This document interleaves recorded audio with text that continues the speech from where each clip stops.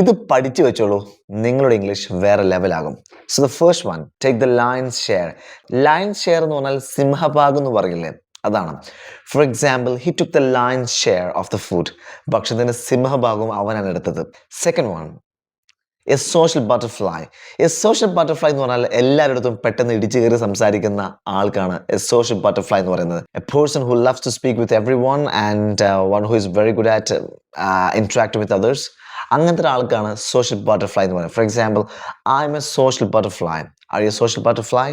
And third one, hungry as a horse. Hungry as a horse എന്ന് പറഞ്ഞാൽ very hungry. ആനയെ കഴിക്കാനുള്ള വിശപ്പുള്ള എന്ന് പറയില്ലേ, ദാറ്റ്സ് ഇറ്റ്.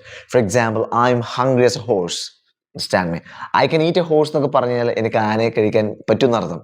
ശ്രദ്ധിക്കേണ്ട കാര്യം, അവർക്ക് കുതിരയും നമുക്ക് ആനയുമാണ്. ഓൾറൈറ്റ്. സാധാരണ ഇംഗ്ലീഷിൽ പറയുന്ന ഒരു സെന്റൻസ് ആണ് I can eat a horse. Can you eat a horse? നിങ്ങൾക്ക് ആനയെ കഴിക്കാനുള്ള വിശപ്പുണ്ടോ എന്ന് അങ്ങനെ ചോദിക്കാറ്.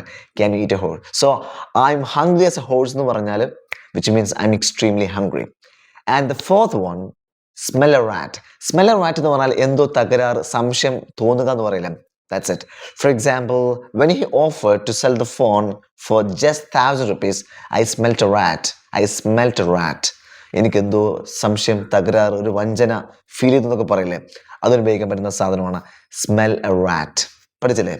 Finally, A frog in my throat. A frog in my throat എന്ന് പറഞ്ഞാൽ തൊണ്ടയിലൊരു കരകരപ്പ്, തൊണ്ടക്ക് സുഖമില്ല എന്ന് പറയില്ലേ, അപ്പോഴൊക്കെ ഉപയോഗിക്കാൻ പറ്റുന്ന സാധനമാണ് A frog in your throat എന്ന് പറയുന്നത്. For example, I have A frog in my throat എന്ന് പറഞ്ഞാൽ എൻ്റെ തൊണ്ടയ്ക്ക് സുഖമില്ല, സൗണ്ടൊക്കെ അങ്ങനെയൊക്കെ വരുന്നത്.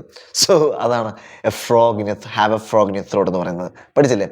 So you have just learn 5 beautiful phrases in English language. ഇതിൽ ഏത് ഫ്രേസ് ആണ് നിങ്ങൾക്ക് കൂടുതൽ ഇഷ്ടപ്പെട്ടതെന്ന് താഴെ കമന്റ് ചെയ്യുക. അത് ഉപയോഗിച്ചുകൊണ്ട് ഒരു സെന്റൻസ് കൂടി കൺസ്ട്രക്ട് ചെയ്യുകയാണെങ്കിൽ ദാറ്റ്സ് ഗ്രേറ്റ്. ഇത്തരത്തിൽ നിങ്ങൾ ഇംഗ്ലീഷ് വേറെ ലെവലിലോട്ട് മാറ്റാൻ ആഗ്രഹിക്കുന്നുവെങ്കിൽ നമ്മുടെ അടുത്ത് ഓൺലൈൻ കോഴ്സുകളുണ്ട്.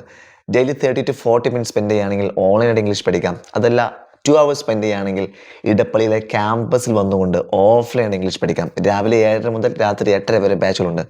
കോഴ്സുമായി ബന്ധപ്പെട്ട വിവരങ്ങൾക്ക് ലിങ്ക് ബയോയിലുണ്ട്. And see you with another video. By.